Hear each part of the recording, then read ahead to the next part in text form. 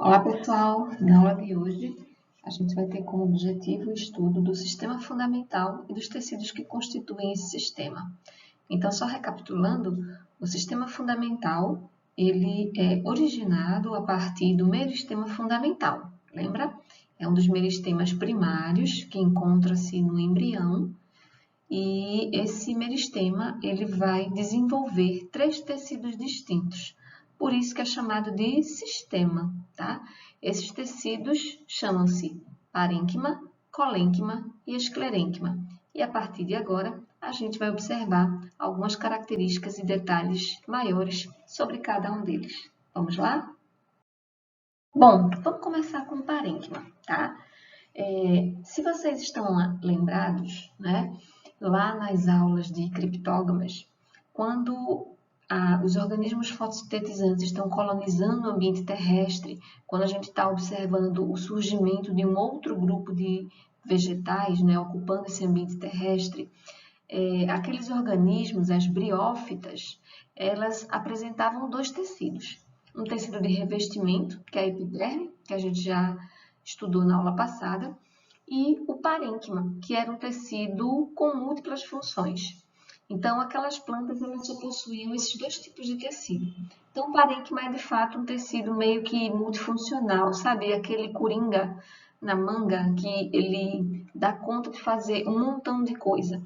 Então, inicialmente, aquelas plantas precisavam o quê? Precisavam enfrentar, né, um estresse hídrico, precisavam fazer fotossíntese, precisavam sobreviver ao ambiente terrestre nesse processo de colonização. Então, o parênquima, ele meio que era um reservatório de tudo que a planta precisava para poder caminhar sozinha, né? Para permanecer, para subsistir naquele ambiente de transição, tá? E essa característica, então, ela perdura em todos os outros vegetais mais complexos, tá? Então, o parênquima, ele continua tendo essa mesma característica de ser realmente um tecido que vai assumir múltiplas funções, como a gente vai ver em maiores detalhes daqui para frente. Bom, então, o parênquima, ele se desenvolve a partir daquele meristema primário, meristema fundamental. Então, ele é um tecido de células de parede primária, tá? A gente não tem células de parede secundária no parênquima. E a gente vai observar a distribuição desse tecido. Ele é um tecido que está distribuído do ápice da raiz até o ápice caulinar. Então, em todo o corpo vegetal, em todos os órgãos vegetais, a gente vai encontrar tecido parenquimático. Esse tecido parenquimático meio que preenche todo o corpo da planta, tá? E nesse preenchimento também ele vai poder assumir algumas funções bem específicas. Bom, uma outra característica do parênquima é que ele é constituído por células vivas com potencial meristematório. Então, essa faz com que seja uma das premissas desse tecido quando a gente fala de regeneração e de cicatrização, tá? Então, quando uma planta sofre uma lesão e é arrancada uma raiz, né? Então, quando a gente, por exemplo, vai fazer um transplante de muda de um vaso para o outro, quando a gente puxa a planta, fatalmente a gente vai perder ali uma raiz ou outra. E aquela parte da planta vai ser, então, arrancada abruptamente. Então, quem é que vai fazer esse papel de cicatrização? Quem vai fazer esse papel de regeneração? É exatamente o parênquima. É como se ele pudesse emanar algumas células para aquele local onde houve a lesão, vai promover ali a cicatrização mediante a emissão de substâncias, tá? Glicoproteínas, né? E também vai estimular o crescimento, o desenvolvimento, o surgimento de novas células, tá? E a partir daí a gente vai ter, então, essa regeneração daquela área que foi lesada.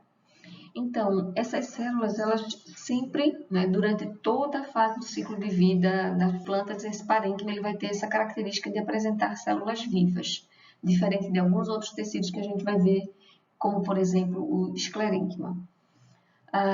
Uma outra característica das células parenquimáticas é que elas são isodiamétricas, ou seja, quando você olha para um parênquima lá, de uma raiz, né, então aquela parte medular, aquela parte central da raiz, você vai observar que todas as células parenquimáticas elas têm mais ou menos o mesmo tamanho, tá?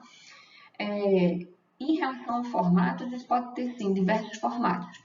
Por exemplo, Pegando esse mesmo exemplo aqui da célula do parênquima, né, que compreende a medula de uma raiz, a gente vai ter aquelas células mais globosas, porque realmente ali ela vai assumir uma função meio que de armazenamento. Mas se a gente pega, por exemplo, o parênquima fotossintetizante, o parênquima clorofiliano de uma folha, a gente já vai ter um formato totalmente diferente. A gente vai ter um formato mais alongado, né? E algumas outras vezes, dependendo do tipo de parênquima clorofiliano, a gente vai ter sim uma variedade imensa de formatos celulares. Mas quando a gente olha então para todos os parênquimas palissádicos, né, todo parênquima clorofiliano palissádico, todas elas vão ser isodiamétricas, vão ter o mesmo tamanhozinho, vão ter o mesmo formatinho. Mas dependendo de onde ocorre no corpo da planta, esses formatos sim podem ser bastante diversificados, ok? Bom, então uma característica que eu já falei inicialmente, por ele ser um tecido originado do meristema fundamental, que é o meristema primário, as suas células elas sempre terão a parede também primária. Então, a parede delgada, a parede fina, a parede estreita. E essa é uma característica fundamental que vai permitir a funcionalidade do parênquima relacionada a uma das suas principais funções mesmo, que é armazenamento. Então, um tecido que armazena, ele não vai armazenar para todo sempre amém. Ele vai armazenar durante o momento em que a planta não requerer mais daquele estoque, daquela substância que está ali armazenada. Quando a planta estiver sentindo necessidade daquilo que está estocado, daquilo que está armazenado, é necessário haver, então, mais uma vez esse fluxo. Então, na planta como um todo, a gente tem muito fluxo de metabólitos, né? E de produtos que são produzidos pela própria planta. Então, a gente tem metabólitos primários e metabólitos secundários, que são produzidos pelo metabolismo do vegetal, que precisam, então, entrar e sair dessas células. Então, como o parênquima é esse órgão de armazenamento, então tudo está fluindo entre as células parenquimáticas, tá? Então, entra via plasmodesmo, sai via plasmodesmo e tem sempre essa movimentação. Então, por isso que é legal ter uma célula com esse metabolismo tão ágil, tão intenso, né? É necessário, de fato, que haja essa parede primária, porque se fosse uma célula de parede secundária, isso já seria mais uma barreira, já seria mais um filtro, seria um fator limitante para que esse fluxo metabólico acontecesse com a maior frequência, com a maior funcionalidade e facilitação. Uma outra característica das células parenquimáticas em relação ao tamanho do seu núcleo. O núcleo geralmente ele é bem pequeno, tá? E ele fica geralmente deslocado também para alguma parte próxima à margem, à borda, né, dessas células. Então, eles não ficam lá centralizados, ocupando o centro da célula vegetal. Eles ficam deslocados, porque, mais uma vez, uma grande função das células parenquimáticas é armazenamento. Então, o que a gente vai ter de grande?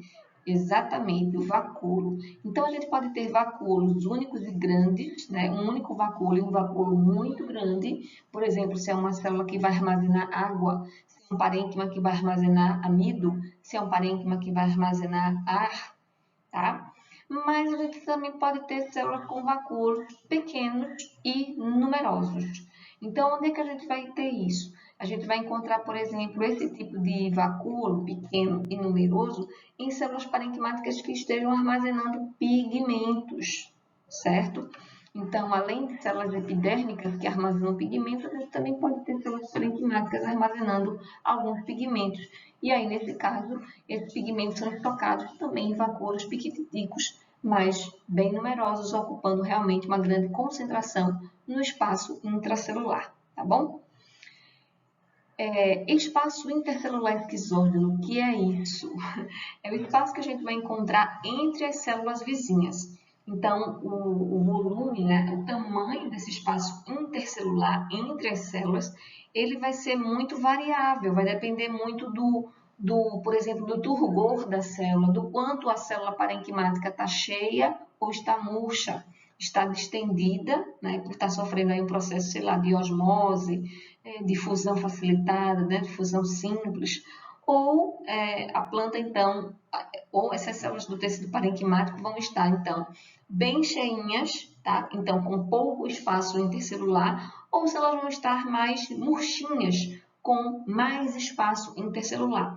Então, esse espaço intercelular esquizógeno, ele é formado pelas células vizinhas e a gente pode observar exatamente essa movimentação também, dependendo do volume celular que a gente vai observar nessas células parenquimáticas.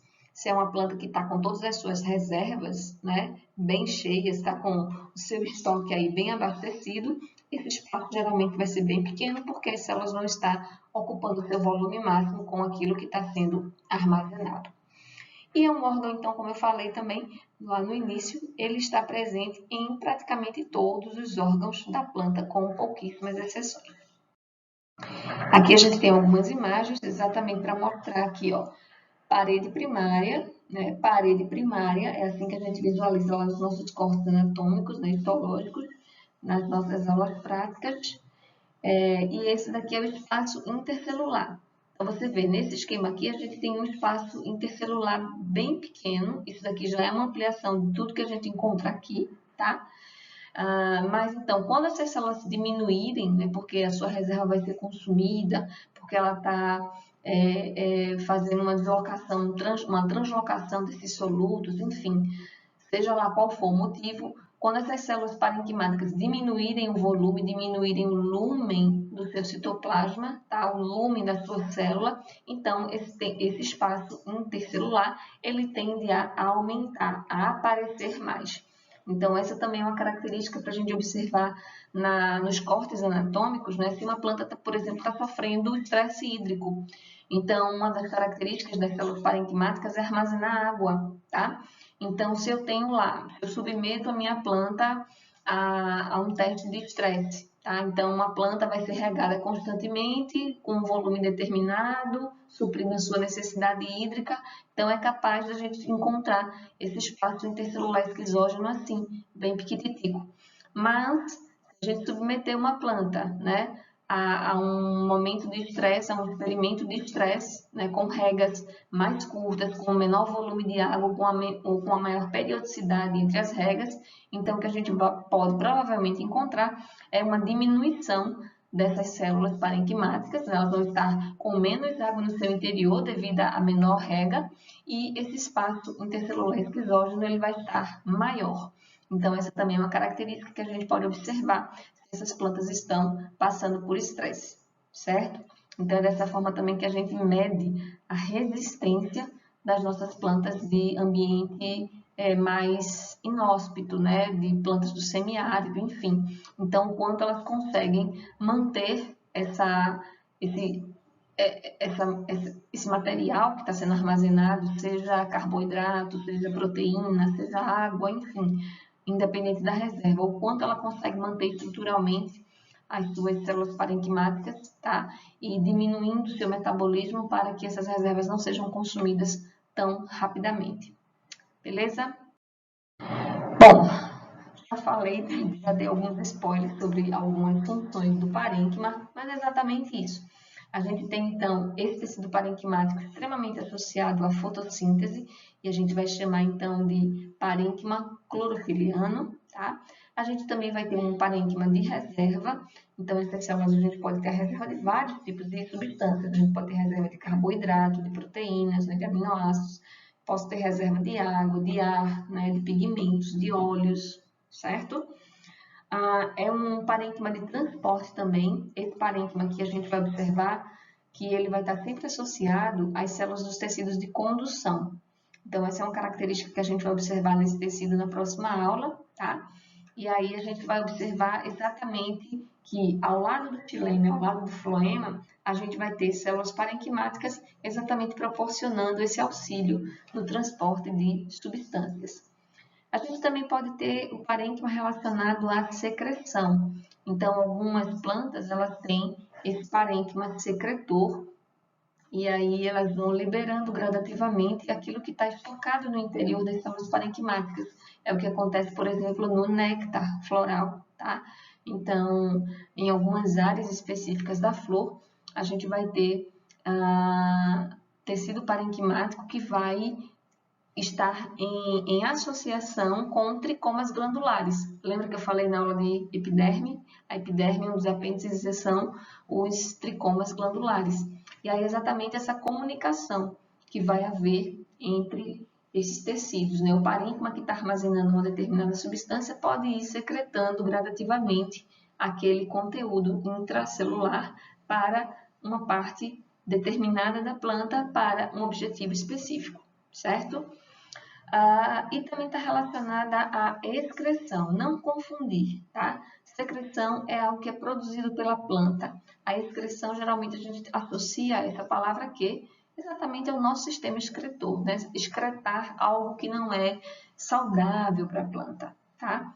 Então, é o parênquima também que vai fazer aquele englobamento, né? Aquelas substâncias que são danosas, que são lesiva, que são nocivas para a planta, ela vai ser armazenada nesse tecido parenquimático e também vai ser excretada, né, via algum órgão determinado, que pode ser raiz, caule ou folhas, tá bom? Bom, uma outra característica das células parenquimáticas é que elas podem também apresentar substâncias muito distintas, muito diferenciadas. E elas podem assumir também formas diferenciadas, tá? E essas células, então, diferenciadas no meio de um tecido parenquimático, a gente chama, na verdade, de idioblasto. São células indiferenciadas que a gente não existe ainda uma grande explicação por trás desses idioblastos, né? Mas eles, na verdade, surgem para... eles estão lá no meio de um grande número de células parenquimáticas isodiamétricas, mas eles têm um conteúdo totalmente diferenciado, tá? Então, lembra das drusas, né, que eu falei lá na epiderme? Então, é mais ou menos isso. O idioblasto vai ser essa célula distinta, essa célula diferente, essa célula que pode ter um conteúdo diferente, um formato diferente, que não foi bem traquejada, digamos assim, e aí ela fica com esse formato diferentão no meio de tantas outras células parenquimáticas, né, de uma morfologia mais homogênea, tá bom? Bom, vamos agora trabalhar um pouquinho as características de cada um desses parênquimas de acordo com a sua função, tá bom? Então, a gente tem um parênquima que é um parênquima de preenchimento. O próprio nome já diz, ele vai preencher todo o corpo do vegetal. Então, aquilo que está lá abaixo da epiderme, né, a gente vai ter esse corpo do vegetal sendo preenchido por essas células parenquimáticas de preenchimento. E aí, então, a gente vai observar esse tecido parenquimático em todo o corpo da planta, desde a região cortical, ou seja, a parte mais periférica, abaixo da epiderme, até a região medular da raiz, do caule, do pecíolo, das folhas. Então, ela vai realmente da periferia para o centro do corpo do vegetal, sendo então preenchido pelas células parenquimáticas, tá? Então, como a gente falou anteriormente, são células de formatos muito variáveis, tá? A gente pode ter células poliédricas, cilíndricas, mais arredondadas, mais alongadas, tá? Então, vai variar muito de que tipo de tecido parenquimático a gente vai estar analisando. E a gente também pode observar várias outras estruturas específicas no interior desse parênquima de preenchimento. A gente pode ter cloroplastos, a gente pode ter os amiloplastos, tá? Armazenando então amido, cristais e diversos outros tipos de substâncias secundárias que são, digamos, utilizadas na defesa das plantas, como no caso dos fenóis e da mucilagem. O parênquima de transporte, né, ele vai ser caracterizado então pela presença dessas células que são chamadas de células de transferência, tá? Transferência por quê? Porque exatamente a função dessa célula vai ser a facilitação do movimento do soluto a curta distância. Então, lembra que eu falei que ele vai estar sempre associado a xilema e floema, que são os tecidos de condução, tá? Então, essas células parenquimáticas, elas vão ser vizinhas, elas vão estar coladinhas às células de condução do xilema e do floema, permitindo exatamente esse fluxo, né, passando de uma célula para outra. Então, à medida que a seiva, né, a seiva orgânica, ela é elaborada através da fotossíntese, ela vai precisando ser deslocada para cada parte do corpo da planta, para todos os ramos, para todas as folhas, para todas as flores que forem existindo no corpo da planta. Então, é exatamente o que? Essa diferença de concentração vai exatamente promover a transferência, o movimento desse soluto. Então, imagina que essa célula de transferência do parênquima, ela vai estar com uma menor concentração de matéria orgânica, com a menor concentração dos açúcares, enquanto que a célula floemática, ela está com a grande concentração de açúcar, porque ela acabou de receber essa seiva a partir da fotossíntese. Então, por simples difusão, a gente vai ter o quê? Uma transferência desse soluto, uma transferência desses açúcares das células de condução floemáticas para quem? Para as células parenquimáticas. E aí vai passando, então, em cadeia, vai passando célula, célula, célula, célula, até percorrer todo o corpo do vegetal.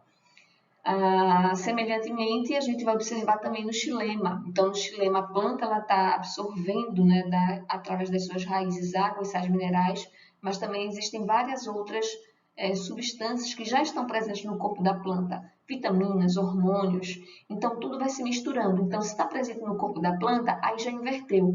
São as células parenquimáticas que estão em maior concentração dessas substâncias. E aí vai passando para onde? Vai passando para o interior das células xilemáticas, que estão em menor concentração dessas substâncias, para produzir vários compostos a partir do metabolismo vegetal. Tá? Localização. Onde é que esse parênquima de transporte e suas células vão estar localizadas? Em tudo quanto é parte da planta, tá?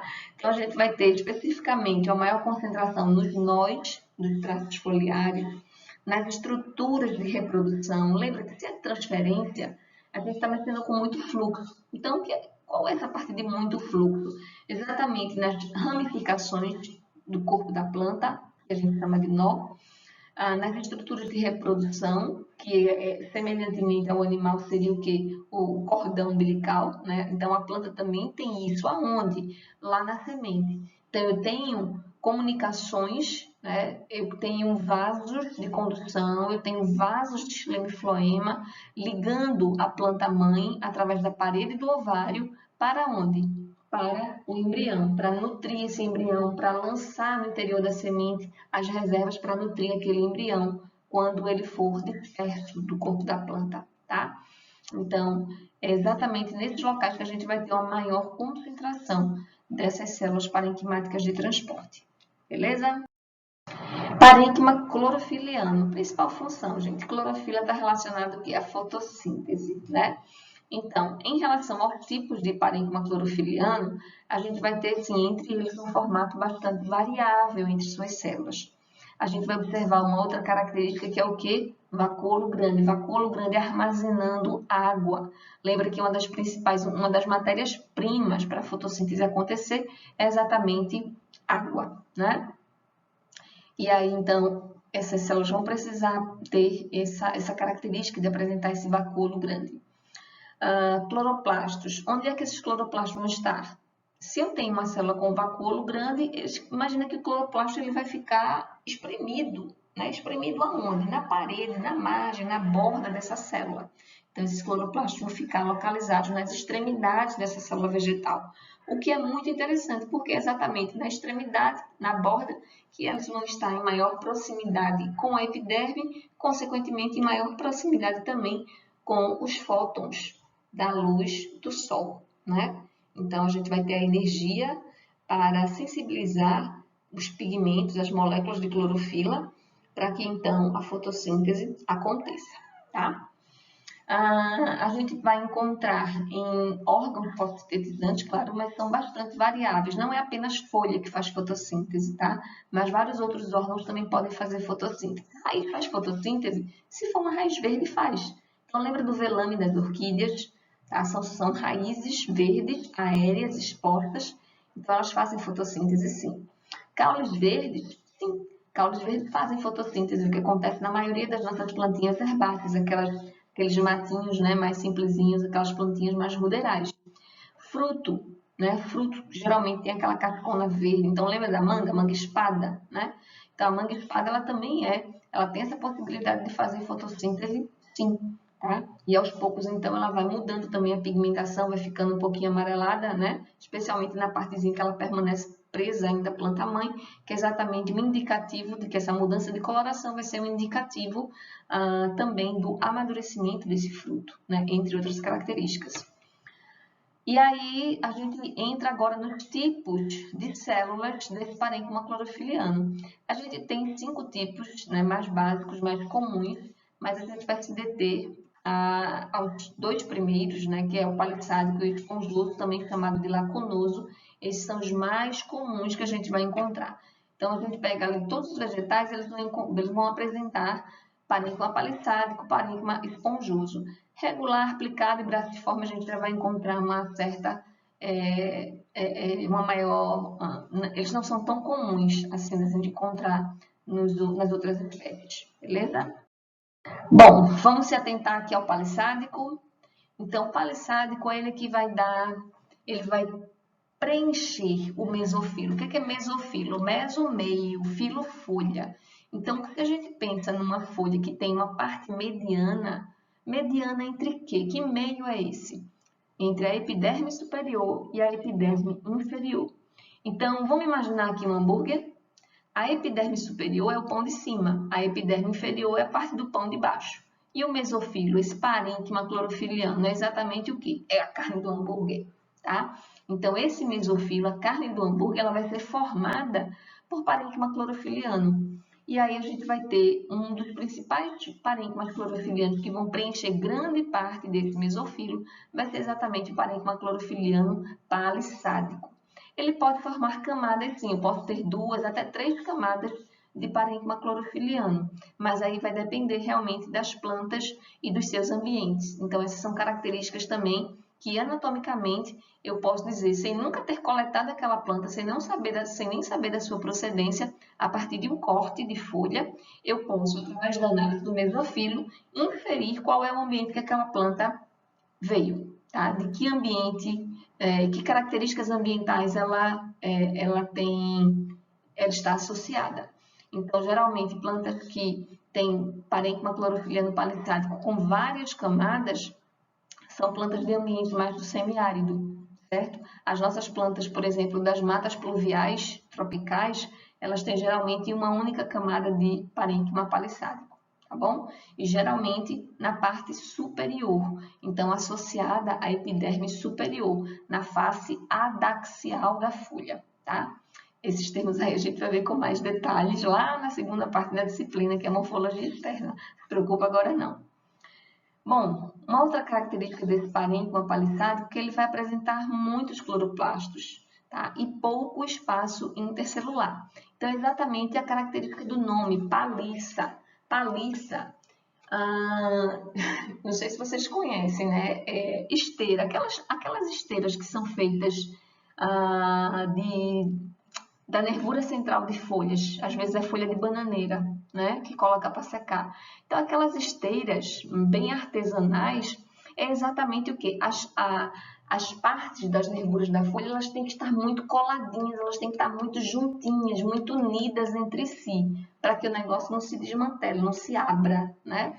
Então, essa é a mesma característica que a gente vai encontrar nesse tecido clorofiliano. Então, eu tenho pouquíssimos espaços intercelulares, elas são muito coladinhas entre si. E uma outra característica em relação à sua forma é que elas são geralmente mais altas do que largas, tá? Diferente do esponjoso.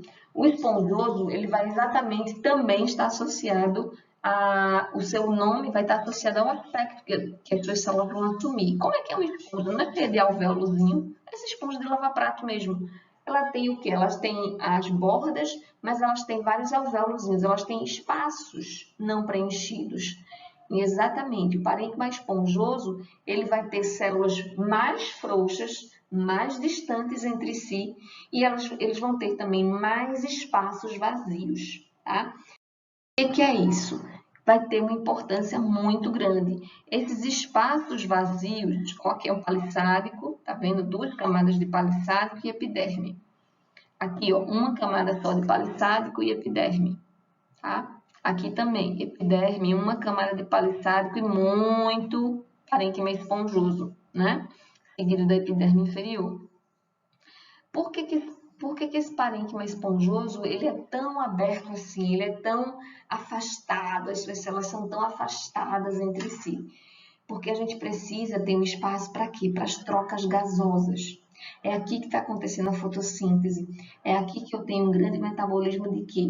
De gás carbônico que precisa ser capturado e de oxigênio que precisa ser liberado. Então, aqui a gente vai ter essa diferença de concentração entre esses gases. Como é que a planta ela é capaz de absorver esse gás carbônico da atmosfera? Exatamente porque tem muito gás carbônico na atmosfera e tem pouco gás carbônico aqui. É diferença de concentração, gente. É tudo muito simples, tá? Então, essa baixa concentração de CO2 no mesofilo da folha faz com que esse gás carbônico ele entre e fique onde? Nesses espaços intercelulares. E esse espaço intercelular ele está cheio de quê? Ele está cheio de oxigênio. Por quê? Porque aqui nos cloroplastos está acontecendo a fotossíntese. Eu estou produzindo O2. Então, aqui está cheio e na atmosfera tem menor proporção e menor concentração. Então, acontece o efeito inverso, a saída de oxigênio do interior da planta para a atmosfera. Beleza? Parênquima clorofiliano regular, o próprio nome já diz também, assim como os outros, né? O formato ele é pouco variável, a gente vai ter essas células normalmente arredondadas, um aspecto mais homogêneozinho. A gente vai encontrar essas células ocorrendo mais comumente nas células das plantas de ambiente temperado, tá? Parênquima aplicado são células mais recortadas, elas vão ter reentrâncias, não vão ser células tão uniformezinhas, certo? E a gente também vai observar esse parênquima clorofiliano aplicado em plantas que têm essa característica aqui. Tem folhas diminutas, folhas curtinhas, folhas aciculadas. E o parênquima braciforme, também o nome já diz tudo, né? Eles têm várias projeções laterais que unem uma célula à outra. Então, eles têm essas projeções que parecem bracinhos, por isso o nome braciforme, né? E esse é um tipo também de parênquima clorofiliano, tá? Bom, parênquima de reserva, a gente já observou algumas características aí desse tecido, principalmente armazenamento, né? Então, são células que vão ter um vacúolo muito grande, ou então plástos, se for um parênquima de reserva de pigmentos, como eu já falei lá no início, vai estar localizado em diversos órgãos e tem uma grande importância ecológica e econômica. Claro, né, gente? Então, se é de reserva, nós que somos da cadeia alimentar dos níveis acima, né? A gente vai se alimentar diretamente ou indiretamente dessas plantas e das suas reservas, tá? Então, se a gente pensa em tudo que a gente consome, né? O feijão, o arroz, o macarrão, a salada, a macaxeira, o inhame, o milho, tudo é parênquima de reserva. Todas essas substâncias que são a base da nossa alimentação e também dos animais, né? São parênquima de reserva. Então, tá aí a importância econômica e a importância ecológica também, porque são as plantas que, como produtores primários, sustentam toda a biodiversidade diretamente, né, relacionada ao consumo desses vegetais. E então a gente tem esse parênquima de reserva que pode armazenar grânulos de amido, tá? Um parênquima melífero, pode armazenar ar, a gente vai encontrar muito isso em estruturas de plantas flutuadoras, né, de plantas aquáticas,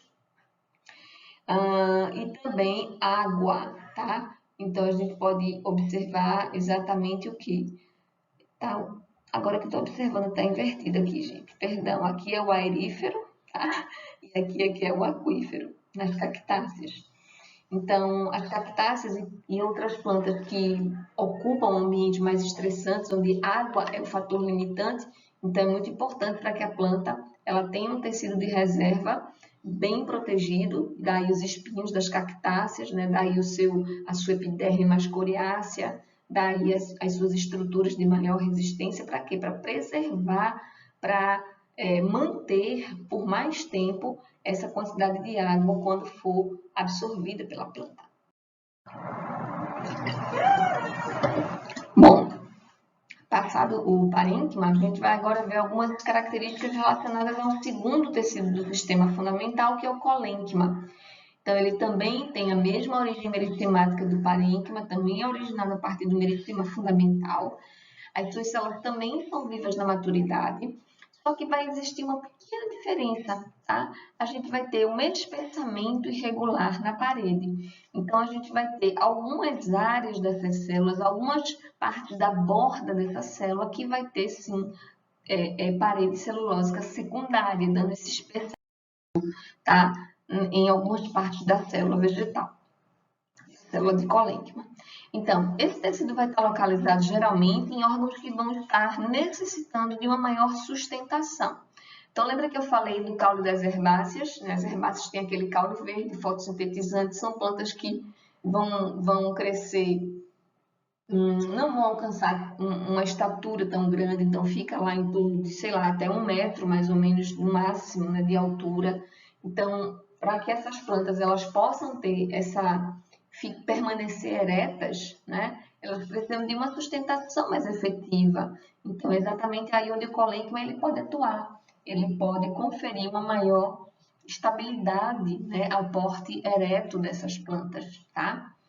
No pecíolo das folhas também. Lembra que se você pegar, né, o pecíolo da folha, o pezinho da folha que liga a folha ao ramo caulinário, você vai ver que ele é mais durinho, ele é mais, né, ele é mais difícil de ser partido do que, por exemplo, a parte mais verde da folha, tá? Então, aquela estrutura ali, ela tem um reforço de células de sustentação que vão conferir uma maior sustentação, que são as células colenquimáticas, né?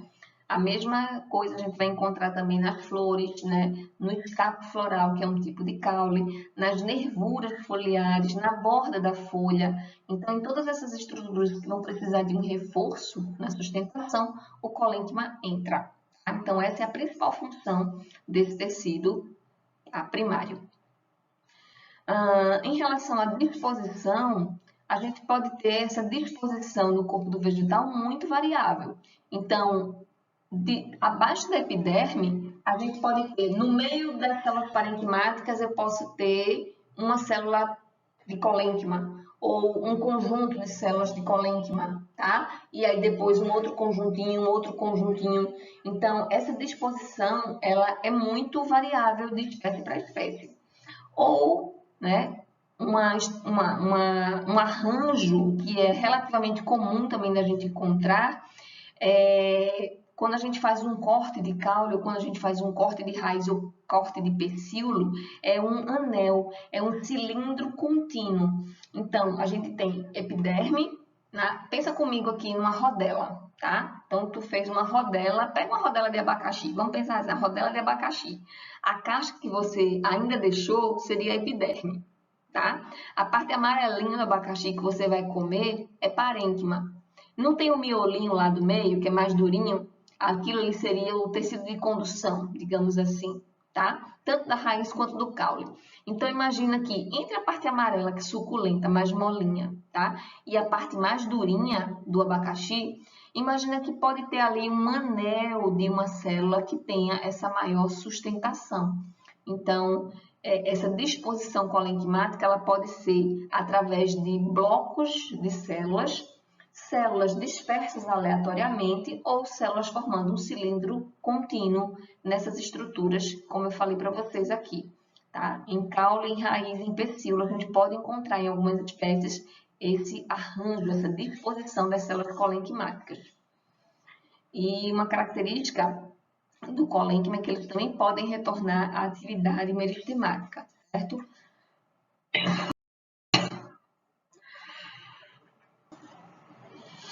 Em relação ao formato das suas células, ele também pode ser bastante variável, como a gente viu algumas características dos tecidos parenquimáticos também. E assim como o parênquima tem vários tipos de parênquima, colênquima também tem vários tipos de colênquima. E pode acontecer exatamente uma transição entre esses tipos, tá? Um colênquima anelar pode virar um colênquima regular e vice-versa. Então, existe uma certa plasticidade entre as células de colênquima, tá?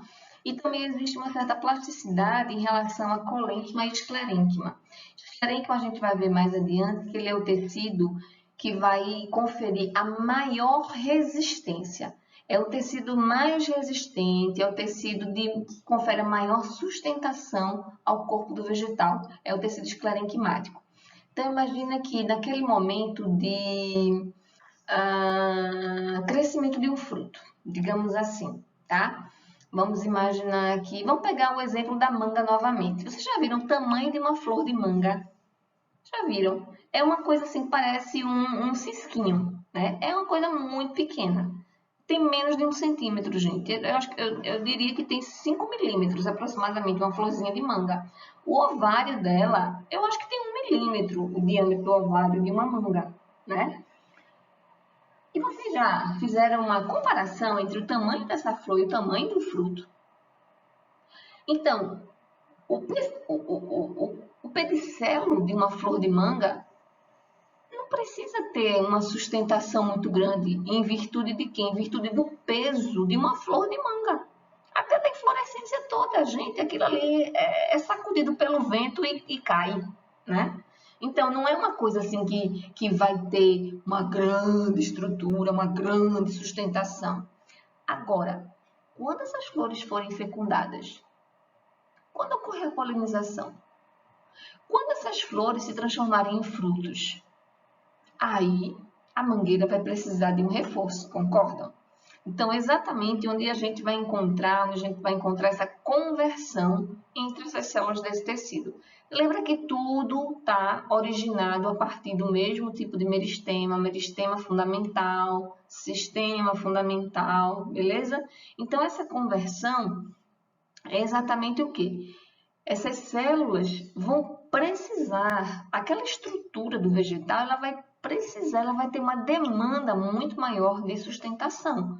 Então, sim, nesses casos específicos, o tecido colenquimático, que tem pontuações, né, tem campos específicos de deposição de parede celulósica secundária, ele vai agora ser de parede secundária na sua totalidade.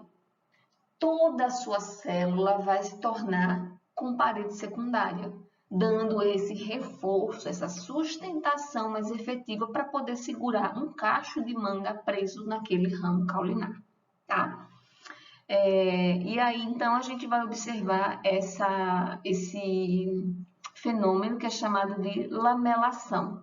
Então, camadas de parede celulósica secundária vão sendo depositadas onde não havia, e aí a célula colenquimática ela vai se transformando gradativamente numa célula esclerenquimática, certo?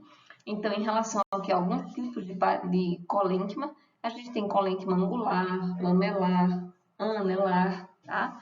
Então, estamos aqui só para mostrar curiosidade para vocês. Angular, porque exatamente a deposição de parede celulósica secundária acontece nos ângulos, onde uma célula vizinha toca a outra. Aí a gente tem um reforço dessa parede celulósica secundária. No colênquima lamelar, né, lembra que a gente vai ter aqui a lamelação, a gente está gradativamente agora colocando mais e mais parede celulósica secundária nesse colênquima, tá? Para que ele venha se tornar posteriormente esclerênquima. Então, ela vai ganhando um reforço em toda a sua extensão, tá? Em toda a sua extensão. Colênquima anelar, né? Também eles vão ter uma deposição, vão ter um espessamento mais uniforme, tá? E, consequentemente, o lúmen anelar, o lúmen ele fica de um modo mais comum também, mais uniforme também, tá? Então, aqui no colênquima, a gente vai ter essa, ó, mais ou menos quase que toda a borda, né, da célula, quase que toda a borda da célula tem realmente uma deposição de tecido secundário, tá? De parede celulósica secundária, certo? Dando esse espessamento mais uniforme. E, por fim, a gente tem o esclerênquima, terceiro e último tecido, também originado do meristema fundamental, que vai constituir esse sistema fundamental, tá? Então, são células, sim, de parede secundária. Então, a gente observou o quê? Parênquima, parede primária, celulósica, parede primária com pontuações, né? Ou seja, com locais específicos de parede celulósica secundária, e esclerênquima é a célula toda. Toda ela é secundária, toda ela vai ter parede espessa, tá? Então, a gente pode ter esse espessamento sendo uniforme e regular. tá? E a gente pode ter lignina ou não. Então, a gente pode ter célula de parede celulósica só com celulose, hemicelulose, tá? Ou a gente também pode ter o acréscimo de ligninas. Então, quando a gente tem lignina, por exemplo, vou pegar um exemplo aqui para vocês, lenho, né? Madeira, aquela parte mais de casca de madeira, a gente tem ali lignina. Quando a gente pensa na casca de um fruto, vamos pensar em quê? No coco, né? A quenga do coco, pronto, lignina, tá? Então, é muito lenhoso, é muito resistente, é muito duro, tá? Lignificado. A função, claro, básica, né? Sustentação do corpo do vegetal, e a gente vai encontrar esclerênquima em alguns órgãos específicos, né? Em maior quantidade naquelas plantas que vão possuir um porte, claro, maior. Então, onde é que a gente vai ter mais tecido esclerenquimático? A gente vai ter nos órgãos internos dos vegetais, nas estruturas, nas estruturas secundárias, como raiz, caule e folhas, tá? Aliás, aos poucos aqui, raiz e caule, né? Especificamente aqueles que vão apresentar, né, mais aquele aspecto mais resistente, mesmo mais duro, né, de madeira, de lenho, certo? Mas em folhas, eixo floral, pecíolo, frutos e sementes, a gente também pode encontrar, sim, tecido esclerenquimático para conferir aquela sustentação. Bom, se a gente faz um corte transversal, tá? Imagina aqui todos os feixes de esclerênquima, né? Todas as células de esclerênquima, longitudinalmente elas vão parecer canudinhos, né? Mas se a gente faz um corte transversal, é desse jeito que a gente vai visualizar. Então, tudo isso daqui seria parede celulósica secundária, reforço de lignina, que são essas amarrações aqui, tá? E o lúmen celular é praticamente nada. Então, essas células, elas morrem na maturidade. Por que isso acontece? Exatamente, eu tenho tanta parede, né? Eu tenho tanto empecilho de promover o fluxo entre as substâncias saindo e entrando da célula, ela perde o seu metabolismo. Ela deixa de funcionar. Ela morre mesmo. Então, a célula esclerenquimática, ela passa a ser somente uma estrutura semelhante ao nosso tecido ósseo. Ela não tem conteúdo nenhum, não tem nenhum conteúdo citoplasmático, tá? Então, ela vai morrendo gradativamente, né? Lentamente, gradativamente, porque ela mesma vai se lignificando, tá? Promovendo exatamente, assumindo, né, a sua principal função, que é a sustentação, tá? Então, ela vai ficando assim, ó. Tudo isso daqui é parede celulósica secundária, que vai gradativamente, tá? Se depositando ao longo da vida. Então, elas não têm protoplasto vivo na sua maturidade, né? Essa parede celulósica secundária, ela vai ser composta por celulose, hemicelulose, substâncias pépticas e lignina, tá? Essa lignificação, ela vai acontecendo da lamela média, né? Em direção à parede primária, em direção à parede secundária, então é de fora para dentro, tá? O esclerênquima também está associado com tecidos vasculares e tem dois tipos de fibras. Perdão, tem dois tipos celulares, que são as fibras e as esclereídes, tá? As fibras, elas são células mais alongadas. Lembra aí de fibra de cabelo, né? A fibra de cabelo mais alongado, então. As fibras são as células mais alongadas, são aquelas que vão parecer mesmo um canudinho, como a gente observou no slide anterior. Uma característica dela, então, é que a gente vai ter um espessamento mais ou menos regular, tá? E nas extremidades são mais afiladas, certo? Uma outra característica também é que a gente pode encontrar a formação de feixes, né? Então, essas fibras, elas geralmente encontram-se formando feixes para exatamente conferir esse reforço maior na sua sustentação, na sua estrutura. O lumen celular vai ser reduzido, claro, que é uma célula que está se lignificando, né? Uma célula que está matando, né? Deixando de promover o fluxo intra-extracelular, então ela vai perdendo seu metabolismo e em algumas circunstâncias, tá? A gente pode ter algumas células vivas exatamente nesse período que está sendo realizada a lignificação. Então, lembra que inicialmente é como se A célula esclerenquimática, ela não é formada pronta já. Ela vai ficando pronta, ela vai se formando ao longo do tempo, tá? Então, no início, ela ainda é uma célula viva, ela é uma célula ativa que permite fluxo, entrada e saída de substâncias do seu interior, mas com o tempo aquilo vai parando e o protoplasto vai deixando de ser ativo para ser um protoplasto inativo. Ela vai deixando de ter pontuações para ter realmente parede celulósica secundária em toda a sua extensão. E aí ela vai, consequentemente, ser uma célula, tá? Então, a principal função vai ser, claro, sustentação de todas as partes do corpo do vegetal e associadas aos tecidos de condução, né? Exatamente os meristemas de condução, que são o procâmbio, meristema primário, ou o câmbio vascular, que é o meristema secundário. E aí essas fibras, elas também vão correr paralelas às células xilemáticas, tá? Essas fibras, elas podem ter algumas características, né? E aí isso vai também estar relacionado ao seu uso, tá? Então, eu posso ter fibras septadas, e aí nessas fibras eu posso ter algum tipo de armazenamento de substâncias, então também tem uma importância econômica aqui nessa questão, né? As fibras, por exemplo, da bananeira, fibras do coco, né?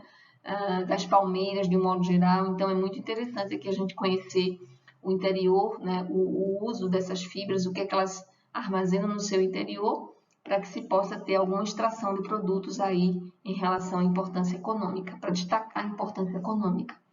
E em relação à mucilagem, das fibras mucilaginosas, essas fibras mucilaginosas geralmente elas são pobres em lignina e elas podem manter esse protoplasto vivo por mais tempo, tá? Exatamente, porque a lignificação ela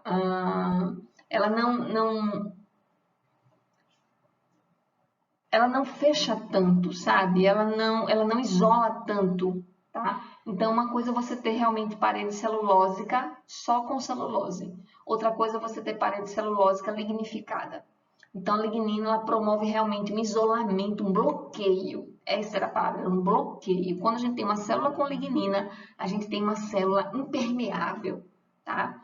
E aí essas fibras mucilaginosas, por elas serem pobres em lignina, elas conseguem manter esse protoplasto vivo por mais tempo, beleza? E essas fibras, então, são elas que estão relacionadas a uma grande importância comercial. Outro tipo de célula são as esclereídes, tá? Então, enquanto que as fibras elas são alongadas, as esclereídes elas são mais curtinhas. Lembra lá do parênquima braciforme? Elas vão parecer muito com o parênquimazinho braciforme. E elas vão ser encontradas de forma isolada. Geralmente não vão formar feixes, não vão formar grupos, tá? É mais raro aqui formação de grupos. Mas a presença isolada das esclereídes é mais comum. Então, a parede celulósica secundária, espessa, claro, a gente está falando de esclerênquima, né? E vai apresentar, sim, muita lignina mesmo, tá? E a gente pode ter uma característica das esclereídes, é que elas são bem mais comuns em frutos e em tegumentos de semente, tá? Aqui a gente tem uma classificação das esclereídes, mas aqui eu vou passar rapidinho para vocês, não tem tanta importância isso para nossa momento, tá? Pronto, aqui eu quero destacar para vocês onde é que a gente vai encontrar, então, essas fibras. Ó, aqui são as células de condução de xilema, aqui é a célula de condução, né, de floema, e aqui a gente tem essas células mais vermelhinhas aqui, tá? São as células de parede celulósica secundária, que estão exatamente em feixes, arrodeando os tecidos de condução, xilema e floema. Tudo isso para quê? Para garantir uma integridade a essas células, as células de condução. Vamos imaginar o seguinte, imagina que, e é exatamente isso, tá, gente? Xilema e floema são células de condução, então elas vão funcionar como se fosse uma mangueira. E nessa mangueira está passando alguma substância. Agora imagina que essa mangueira dobra. Imagina que essa mangueira dobra e vai acontecer o quê? Uma obstrução do fluxo.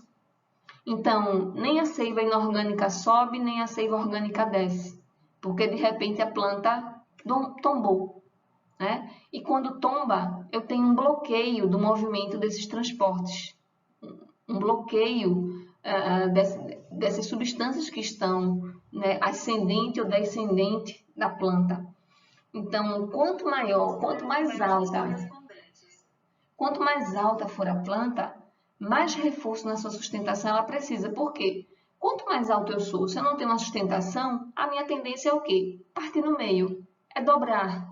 E se dobrar, eu bloqueio os meus tecidos de condução. Então, por isso que as células de esclerênquima, as fibras esclerenquimáticas, que são em feixes, que são alongadas, elas estão, né, contornando, elas estão formando essas fibras de periferia, tá, de paralelas vasculares. Então, onde eu tenho célula de condução, eu tenho também essas fibras de esclerênquima. Para quê? Para garantir uma sustentação. Estão lá, coladinhas, do ladinho, para impedir que essa célula ela faça um movimento de dobradura, né? E, consequentemente, que venha obstruir o fluxo, o transporte dos solutos, tá? Das substâncias de modo geral. Então, por isso que a disposição, né, dessas fibras é exatamente acompanhando também esses tecidos xilemático e floemático.